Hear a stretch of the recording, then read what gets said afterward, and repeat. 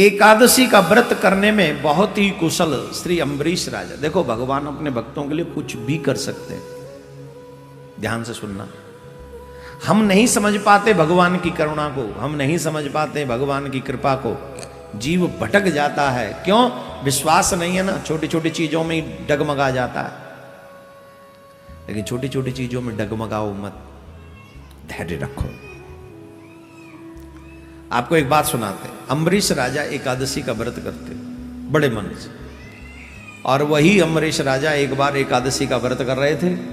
उसी समय जब एकादशी के पारायण का समय आया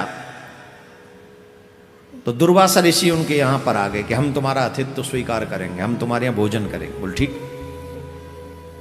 तो राजा के यहां भोजन की तैयारी होने लगी और ये चले गए स्नान करने के लिए। अब इनको स्नान करने में हो गया विलंब, पारायण की अवधि होने लगी समाप्त। तो अगर पर त्रयोदशी लग गई तो गड़बड़ हो जाएगा, पारायण करना ही है तो क्या करें। ब्राह्मणों से पूछा महाराज क्या करें। उन्होंने कहा एक काम करो, वैसे धर्म तो ये नहीं कहता कि अतिथि को छोड़ के तुम पहले भोजन ग्रहण करो, लेकिन समय निकल जाएगा तो पारायण नहीं होगा, इसलिए बढ़िया है भगवान को भोग लगा के चरणामृत तुलसी दल ले लो, बस पारायण भी हो जाएगा और संत अतिथि सेवा भी हो जाएगी। अब इन्होंने ब्राह्मणों की बात मानकर तुलसी दल लिया। इनका तुलसी दल लेना हुआ, दुर्वासा जी का आना हुआ। और दुर्वासा जी का तो आप जानते ही हैं, बड़े विख्यात हैं काय में सांप देने। जितने भी हमारे पुराण में सांप लगे हैं ना, 80% सरकार के अंदर चले। कम से कम 80% सांप दिए दुर्वासा ऋषि ने, इतने सांप देते हैं। ठीक है, तो उन्होंने देखा अच्छा तुमने हमारा अपमान कर दिया, हमें अपना अतिथि बनाकर भी तुमने हमसे पहले पारायण किया। उनको क्रोध आ गया और उन्होंने महाराज जटा उखाड़ी और उसमें से कृत्या नाम की राक्षसी को प्रकट किया। कृत्या नाम की राक्षसी प्रकट हो गई। कहा जाके मार दो इस राजा को, समाप्त करो इसे जिसने हमारा अपमान किया। अब कृत्या दौड़ी राजा को मारने के लिए। राजा सर झुका के खड़े हो गए।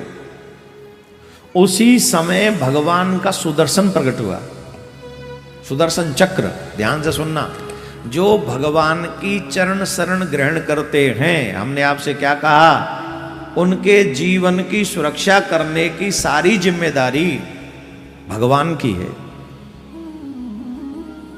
वो भगवान की जिम्मेदारी है उनकी सारी, लेकिन लोगों की समझ में नहीं आता। ये माया समझने देती नहीं, और बार बार जीव फंसता है इसी माया के चक्कर में। दुर्वासा ऋषि खड़े हो गए, सुदर्शन प्रकट हो गए। सुदर्शन ने कहा ठीक है। दुर्वासा ऋषि की बनाई हुई कृत्या को एक क्षण में दुर्वासा ऋषि की कृत्या समाप्त कर दी सुदर्शन चक्र में। बोलो राधे राधे। एक क्षण में। अब सुदर्शन चक्र दुर्वासा ऋषि के पीछे पीछे, दुर्वासा ऋषि के पीछे पीछे दौड़े। दुर्वासा ऋषि आगे आगे सोचे अब मेरे प्राण कैसे बचेंगे। तो सबसे पहले वो ब्रह्मलोक गए। ब्रह्मा जी से कहा मेरी रक्षा करो, मेरी रक्षा करो।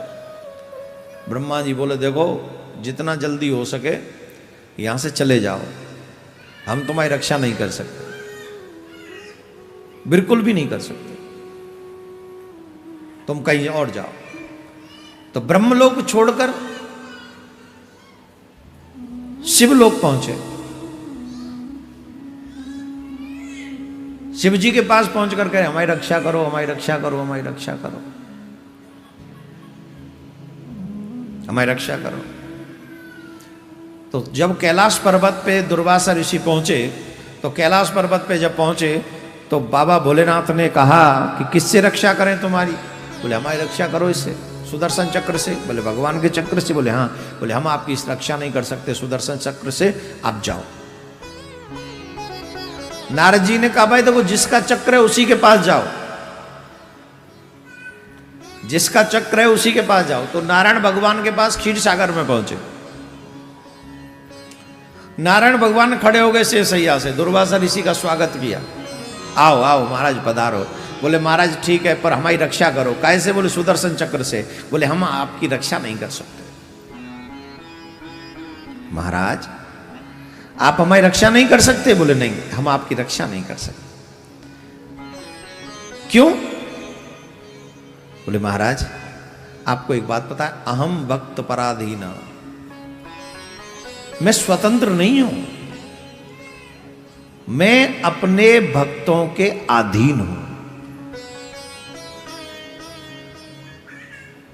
लोग चाहे मुझे स्वतंत्र समझें, मैं अपने भक्तों के अधीन हूं, मैं स्वतंत्र नहीं हूं। मैं वही करता हूं जो मेरे भक्त चाहते। जो मेरे भक्त का अपराध करता है